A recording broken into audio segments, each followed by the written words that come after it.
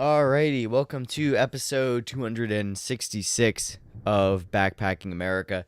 So today, I actually saw this thing in the news today, and it really pissed me off. Um, it's about this 12-year-old boy that was kicked out of his school, or suspended, or removed from the classroom, whatever, what have you, for wearing a Gadsden Flag patch on his backpack. And he was running for class president, and he had like this cute little sign on his backpack that said vote for I forget even his name. Vote for me for class president, and he had a little Gadsden flag on the back. And it was cute. And he got removed because the administrators and the faculty at his school district, the Vanguard School District, or the Vanguard Schools, said that it originated with slavery and it was used as a symbol to support slavery, which is historically false. The Gadsden flag, which is the yellow flag with the snake and it says "Don't tread on me." You may have seen some people try to make fun of it, where it says "No step on Sneck." Leftists typically make fun of it. But basically, the entire point of it was, in 1776, when we declared our independence from England, before that, Benjamin Franklin created this iconograph, this picture, and that he put in his newspapers that said "Join or Die," and it was a flag. It was a snake that was cut into 13 pieces, and it represented each state. And it said, if we're not united like a snake ready to pounce, we're going to be cut up and served. We're nothing if we're not united. If we're united, we form a snake. If we're divided, we're a cut-up snake about to be eaten. So that was the entire point of the Gadsden flag. It represented our struggle against the English monarchy. It's a pretty based flag when you think about it. Unfortunately, during 2016, it was used in conjunction with, we saw it with the far right using it with Confederate flags and with Nazi flags. And these were in very small instances. It was not a widespread occurrence. Some people conflated the two. Some people, they would fly the Confederate flag and the Gadsden flag together because they wanted to be rebels and say we are rebelling against what we feel is a tyrannical government. Not necessarily that they're racists or pro-Confederate, just more like we are rebelling against what we see as a tyrannical government in the current United States. I have since learned that if this podcast took place such and such years ago, I would have said, yeah, that's, a good call by the school district, but, it could have negative impacts for free speech among the in the future, and it may actually, cause detriment against leftists that are in that classroom. However, nowadays, I'm absolutely appalled by it because, one, you got to look at the historical context of the flag. The flag is not meant to represent slavery or anything authoritarian. People that are dumb and they conflate authoritarian and libertarian iconoclasties and conflate them together are fucking idiots. I saw some people say in response to this that, the Gadsden flag being co-opted by the right wing, not co-opted, but being used and flown alongside swastikas or Confederate flags makes it on par or worse than those symbols being flown. And they made the comparison that, the swastika was used by Buddhists as a symbol of peace for thousands of years, and look at what Hitler did in 12 years with it. And now, here's the thing with that, though. The Gadsden flag and what the fucking dumbasses that are flying it with swastikas or Confederate flags are doing right now, they're two different things. You have a couple of dumb fucks that are flying, ironic flags next to each other. And then you have a guy that systematically exterminated 7 million Jews and Slavs and started a global conflict that killed anywhere from 50 to 100 million people. And then the end of that conflict resulting in the largest nuclear arms race in a nuclear arms race. And for the first time, humanity having to grapple with the fact that life can instantly end with the push of a button. So those two things are completely separate. Then what we have here, like for me, when I was in high school, And this kid's, 12. He's like in elementary school still, or middle school. When I was in high school, I wore like some communist pins. I wore like mostly just communist pins or political pins. And if I got suspended, I would go apeshit because it's like, dude, like this is my constitutional right as stated in Tinker versus Des Moines. So during the Vietnam War, this brother and sister, their last name were Tinker, the Tinker family. They wore black armbands to protest against the Vietnam War by mourning dead soldiers and dead Vietnamese and saying, yo, this is a fucked up conflict. We shouldn't be in this. And they just wore black armbands and they went to class with the black armbands. If someone asked them what it was, they told them. That court, and they were suspended because they were being unpatriotic and disruptive and such and such. And a Supreme Court ruled that your rights as a student do not end at the schoolhouse door, so long as they are not disruptive, illegal, or harmful. So if they're disrupting the school day, then it's illegal. What this kid was doing was the same as what those kids were doing in the 70s. Tinker versus Des Moines, that decision will absolutely defend this child. Because if I was the parent, I would be raising hell and calling the lawyer. He has an absolute right to express himself. Especially, I mean, it shouldn't even matter that he's running for school president or whatever or not, But, I mean, he's even running for political office. What better way to get an understanding of political office than understanding what symbols mean? And this kid knows what the symbol means. It stands for liberty. It stands for freedom. So that kid sounds like a cool dude. He's probably like, yeah, no homework and chocolate milk for everyone. I'd vote for the kid. He's a cool kid. But, for people to get pissed off about, something like that, it's not equated to slavery. And it's even more concerning that there's teachers that have master's degrees that think that that's a symbol of hatred. It's not. If you're a propagandist or you're in that propagandized mindset, then yeah, it is. Because you're looking at it from the current reality. But the current reality isn't even true. Because most people that fly a Gadsden flag, they don't fuck with Confederates. They don't fuck with authority. They don't, they're not fans of that. Maybe you'll see, and I've seen this a lot too, where it's like the Gadsden flag and the Blue Lives Matter flag flying side by side. If anything, that just means you're a fucking retard and you don't understand irony. If you're flying a Blue Lives Matter flag where you support the police, the armed wing of the state, and then you fly the Gadsden flag, the antithesis of the state and tyranny and anything that can be used to repress the people, you, sir, are a walking contradiction. Do you support, the armed wing of the state and tyranny, or do you support liberty? I mean, it's quite simple. Now, I'm not saying that we don't need cops. I'm not saying that we don't need law enforcement. Of course, you need an element of law enforcement in society, but the ethos, the driving force of a police officer in their job duty. I'm not talking about your brother, your cousin, your sister. I'm talking about the job of a cop, right? The job is to enforce the law and the will of the state upon its subjects, to enforce the rule of law. The freedom fighter, the libertarian, the person that would fly a Gadsden flag is typically someone that does not want to have something imposed upon them and wants to check the power of the authority pressed upon them, right? That's the entire point of that's the entire point of of being libertarian. That contradiction, you can't mesh the two together. You cannot. So that's what, that's why I get irritated about that whole flying the two things thing. But at best, they know they're being ironic. At worst, they're idiots. And they're unironically flying it, and it's quite ironic. But that doesn't mean you should even have your right. Just because you're an idiot or you don't know something doesn't mean you shouldn't be allowed to do it. It's within that child's right to have the Gadsden flag patch on his backpack, especially if he's not being disruptive in class. If he's not saying, life, liberty, and the pursuit of happiness in the middle of math class because he wants to get out of a math test. That's not protected speech. But if he's just wearing something, that's fine. Now, I'm not too sure about this. But if you are committing hate crimes, I think that that's not protected under the First Amendment.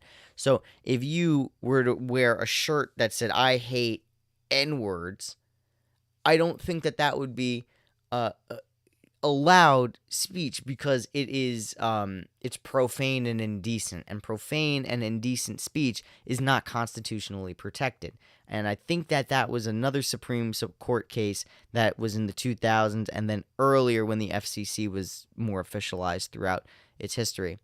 And I personally do not know the specific cases, but it may have been bong hits for Jesus.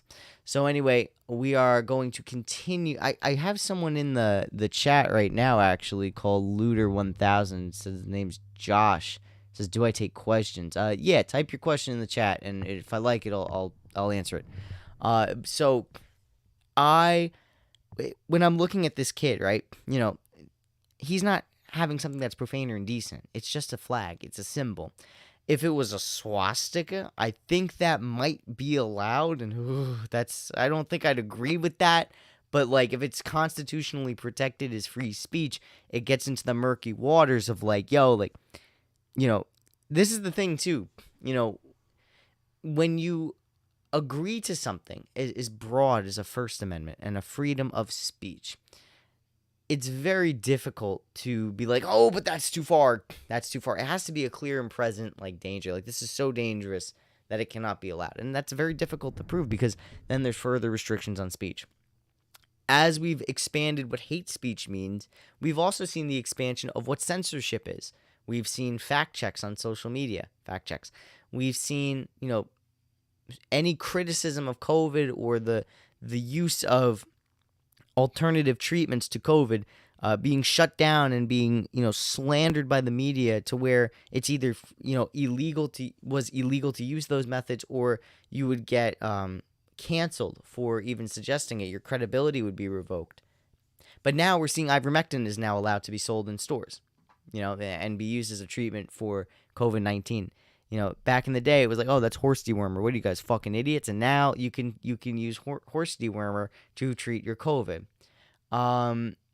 Josh just messaged, are we fucked with having Biden in office, specifically dealing with war? I'm scared he's going to kill me.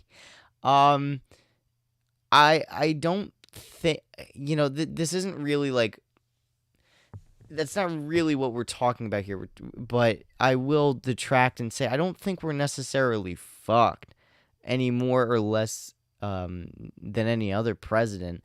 I think it extends beyond presidency or administration. I think what it really is deteriorating economic opportunities and, a lot of really bad foreign policy since Reagan that is driving us on the war path. In the year 2000, Russia actually applied to join NATO, and NATO turned it down. And, they already set the stage for the next war at that point, which made no sense because NATO was designed to fight communism, and now a liberated country was like, hey, we don't want to be communists, we want to be NATO. Let's be friends. And NATO said no. So I don't necessarily think it's Biden. I think it's really what it is just decades of really bad foreign policy and domestic policy finally just coming to a boiling point right now.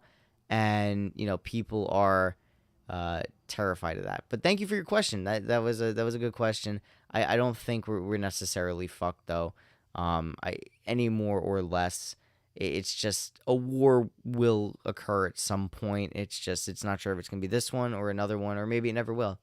Thank you for answering. I'm sorry it was off topic. No, don't be sorry, bro. Thank you for even listening and asking questions. I actually haven't a question in quite some time on here, so I appreciate that. Make sure you follow Backpacking America on all the social platforms too, so you can keep in the loop. If you have any other questions too, feel free to answer them. So when it comes down to the free speech topic, it's a very slippery road that you go down on, where it's like, okay, are we going to it's very careful, because like when you're defining hate speech and it expands, censorship also expanded, as we saw during COVID, yada yada yada. Now we're here, but this isn't hate speech, and that's a whole other topic for a whole other thing. What we're seeing right now with this kid with the Gadsden flag is his rights to free and peaceable assembly and press and speech are being infringed upon by an ignorant school district who thinks that it's racist, but it's actually not. It's not a harmful symbol, and even if it was, we have to look at is harmful iconography, not protected by free speech, and if it is or isn't, should it be? That's really the real question. Let's see. Josh texted in the chat. I don't understand the Ukraine stuff, but supposedly it's horrible. Why is it so bad we're giving them money? Well, it's bad because we have a lot of issues like the one going on right now where our, constitutional liberties are getting trampled at home, and then we're also not having, funding given to American veterans and our homeless and our drug problem and our housing crisis. We have so much money, and even the fires in Maui, which are actually almost basically confirmed to be set or exacerbated by the federal government, where Federal Emergency Management decided not, or FEMA decided not to allow aid to come in from civilians and other government agencies. So that way the problem can get exacerbated, and supposedly, and it seems to be true, I have to do more research on it, but it seems to be true that FEMA ordered the their forces on Hawaii to hastily bury bodies and cremate bodies to bring the population number down, and it resulted in their project manager out in Hawaii getting arrested by the United States Marine Corps. So I'm going to have to do more research on that, and then I'll bring another episode. Thank you for reminding me of that, actually. But yes, so when it comes down to this conundrum that we have, it's really going to define a constitutional crisis. And it's actually, if we keep going down this path, we eventually just have to be like tolerant of the intolerant, I feel is the best policy, because yeah, it's horrible. And now here's the thing too. It comes down to government, right? Like, we're talking about like free speech and your constitutional amendments apply in public settings, government settings, not in private. So this instance where it's at a school, right? This is going to affect how things go in schools. It's not going to go how things go in a business. If I'm running a business, right, and I see someone with a swastika walk into my building, I'm going to kick them out because I don't want you in my building with a swastika. That's crazy. You're not, that's inappropriate.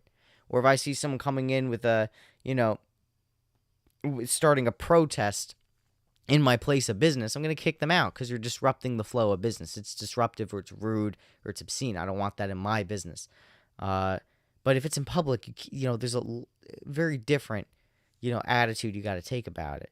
And considering schools are public places and they're funded by the state mostly, and they have to meet state, curriculum, you have to allow constitutional rights so long as it's not disruptive violence or obscene. I think the obscene part. And I think the obscene part, again, because of Bong Hits for Jesus. So if you guys don't know about that case, look up Bong Hits for Jesus. Basically, a bunch of these kids were allowed to go see the Olympics in Anchorage at their local high school. They were allowed to take off for the day, and the school sponsored the event, and these kids, went down to the parade, and they unveiled a giant canvas that said Bong Hits for Jesus as a funny joke, but because it was at a school-sanctioned event and they were students, it was not allowed on school property because it was indecent and obscene, and the Supreme Court actually upheld the school's decision on that. So I'm pretty sure that a swastika, the N-word, the F-word, or any racial or sexual slur wouldn't be allowed because it would be obscene or indecent. Now, this kid is, for having the Gadsden flag on his patch, on his bag, I don't think he's even remotely close to being racist or sexist or anything that these people are alleging him to be.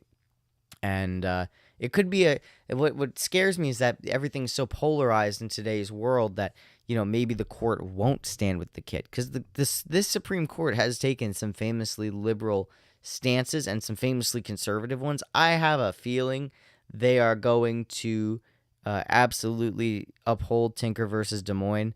But then again, there's a push in the Republican Party to raise the voting age and make it so that young people can't vote. So part of me is like, ooh, maybe they'll downplay that so that way organizing on college campuses and high schools, can't occur. But then again, also it's like, oh, it's the Gadsden Flag. This is a right wing parent and child. They're trying to fight for America's values. So then it creates that conundrum of, oh, are we going to alienate our base? And I know that it's the Supreme Court and they're not supposed to be political, but like, let's be real. I don't think they're as political as previous courts, but still, again, let's be real. It's the fucking government. I think that I do think though that Tinker versus Des Moines will be upheld in a stare decisis decision, but I don't think that it's going to go as easily, and there is going to be a fight and a lot of possible public outcry, at least locally in that area in Colorado Springs where this took place. I think it's personally disgusting. It's a symbol of the United States. It's not this obscene thing or this weird thing. It's not like the kids flying a swastika or a hammer and sickle. And I know, both of those flags, while controversial, the swastika holds much more aggressive and disdainful weight than the hammer and sickle. But still, they're both controversial flags. Or it's not, or like the pride flag, or like, the I don't know, like the Confederate flag, the Dixie flag.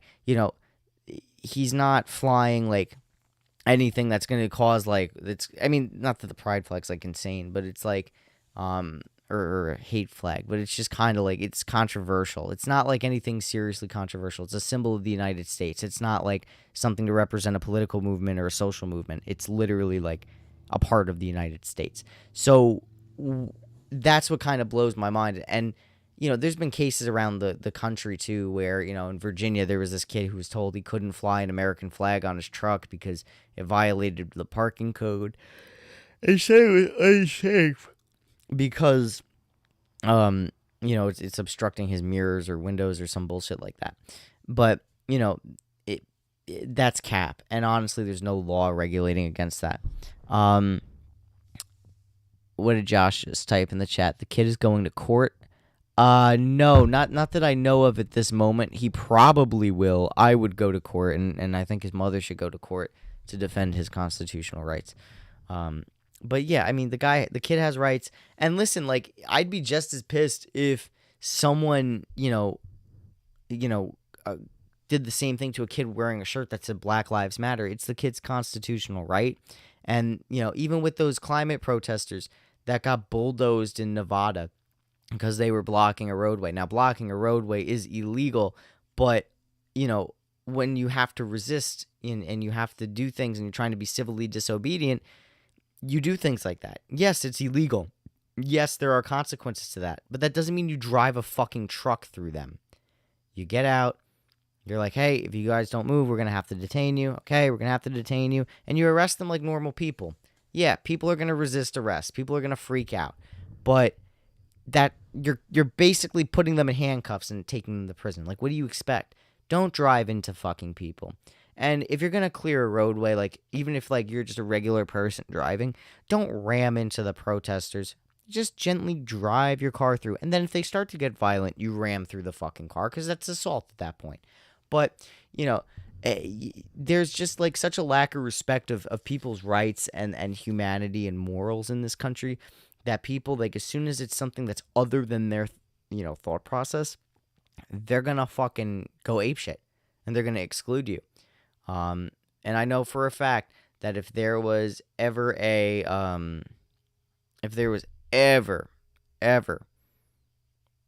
flip in this situation, the conservatives would be like, oh, that's good, fuck them, blah, blah, blah. Yeah, that's what you get for wearing that communist bullshit. And then, the liberals right now are like, oh, that's what he gets for being a racist white boy. White boy get fucked. That's exactly what they're saying. There's no understanding that, we live in a federal republic. And, I'm sorry, representative democracy. It is a federal republic, but same shit. And that when a law is made, it applies to all groups. It does not just apply to one group. It does not just apply to the two political parties. It applies to everyone living in the United States, regardless of their class position, their race, their gender, their sexuality, all that.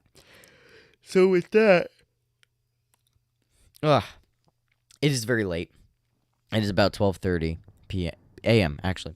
And I just want to say thank you for listening to Backpacking America. This is episode 266. If you like what I said, follow me on Instagram, Facebook, and Instagram and Facebook. Leave me some comments there. Send me some love, and let me know what you think. Leave a review at the end of this episode if you're listening on Spotify or Apple Podcasts. I love reviews. They let me know what you guys are thinking and what you guys think of the show.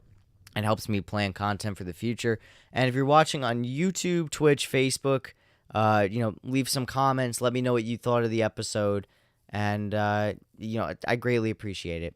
Anyway, thank you for listening to episode 266. I hope you guys got something out of this. I really hope that kid gets his justice and that, you guys at least walk away with an appreciation and understanding that,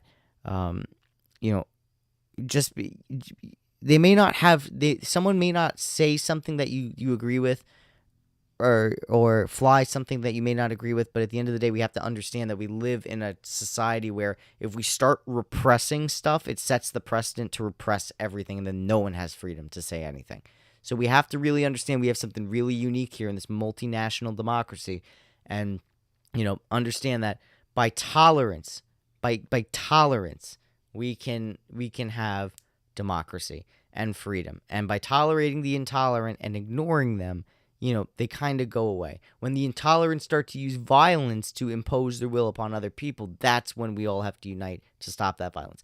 But what's happening right now to that child is really disturbing, because it is an American symbol that is now being seen as racist, and it is being put to bed because a couple of people in academia associated it with a nascent political movement and conflating it with two different, conflating, an image or two that they saw during the Trump years and during those protests with actual hate, speech.